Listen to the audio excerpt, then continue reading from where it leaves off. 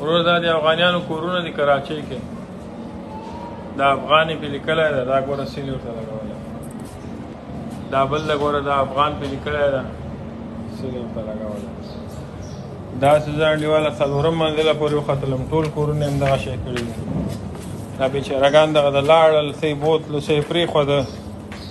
کورونه ورته سیل کړي دي بالکل ناروا ناجایزه انصاف ولاکه په دې خاوره کې دا کور ګوره دې باندې افغان لیکلی ده سیل ورته لګولی ده دا خلک یې بیولي دي دې باندې افغان لیکلی سیل یې لګولی ورته ښه دا باندې افغان لیکلی سیل یې ورته لګولی ده نو مسلمانان ډېر پریشانه دي الله دې رحم وکړي خدای دې وکړي چې دا حکومتونه او دا مشران چې کوم دي دې باره کې باید وغږېږي موږ د افغانستان له خلکو نه دا درخواست ده چې دې خلکو سره دې کومه طریقه جوړه کړي دې خلکو دې وتلو یو محفوظه